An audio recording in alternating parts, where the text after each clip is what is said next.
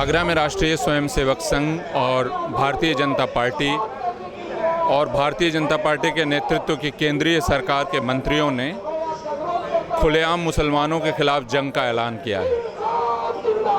उन्होंने यह कहा है कि हथियार उठा लेना चाहिए, बंदूक उठा लेनी चाहिए और मुसलमानों का सफाया शुरू करना चाहिए और आखिरी जंग शुरू होगी। यह बात सिर्फ चिंताजनक है ऐसा नहीं कहा जा सकता, यह बहुत ख़तरनाक है, क्योंकि इसका मतलब यह है कि अब भारत की सरकार का एक मंत्री भारत में सिविल जंग या सिविल वॉर का ऐलान कर रहा है। वह इसके नतीजों से परिचित है कि नहीं मैं नहीं जानता, लेकिन इसके नतीजे बहुत भयानक हो सकते हैं। दूसरे, आगरा में हत्या की एक घटना हुई जो कि भारतवर्ष में बहुत जगह होती है। हत्या एक हिंदू की हुई और अभियुक्त मुसलमान हैं। अभियुक्तों को पकड़ लिया गया है, वे जेल में हैं और कानूनी कार्रवाई चल रही है।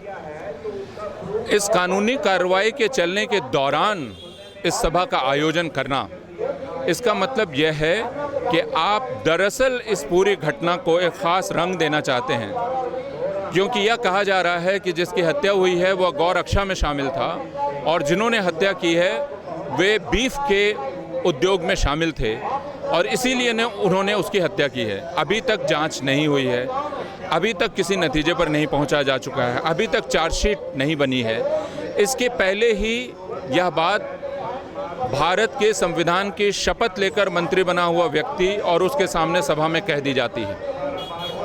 यह कानून का सीधा उल्लंघन है, अगर इसके लिए मैं मुलायम शब्दों का इस्तेमाल करूं। दूसरा, मैं जिस शब्द का इस्तेमाल कर सकता हूं वो यह कि यह अपराध है और इस अपराध के लिए इन सारे लोगों पर जो सभा में थे उन पर उच्चतम न्यायालय को सो मोटो नोटिस लेकर उनके खिलाफ कार्रवाई करनी चाहिए, क्योंकि ये भाषण किसी भी दूसरे भाषण से ज़्यादा खतरनाक है। ये खुली सभा में दिए गए, उसके बाद आगरा और उत्तर प्रदेश के गांव-गांव में उस आदमी की बरसी के नाम पर अब इन भाषणों को दोहराया जा रहा है, व्हाट्सएप और दूसरे माध्यमों से दोहराया जा रहा है और लोगों को उकसाया जा रहा है कि वे मुसलमानों के खिलाफ हथियार उठाएं और उनका पूरी तरह से सफाया कर दें।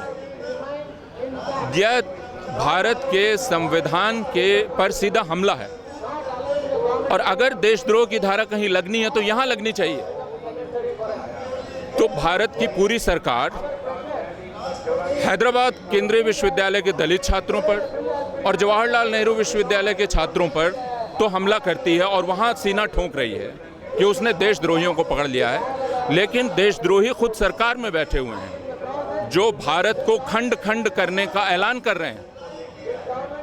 वे भारत की एक आबादी को नेस्तनाबूद करने का ऐलान कर रहे हैं। देखना यह है कि क्या हिंदुस्तान में इंसाफ बचा हुआ है, क्या हिंदुस्तान की विपक्षी राजनीतिक दलों में इतनी हिम्मत बची हुई है कि वे इस प्रश्न पर संसद को बाध्य करें कि वो इस प्रश्न पर विचार करें और जो जिन्होंने ये आपराधिक कृत्य किया है, मुजरिमाना हरकत की है, उन पर तुरंत कार्रवाई की जाए।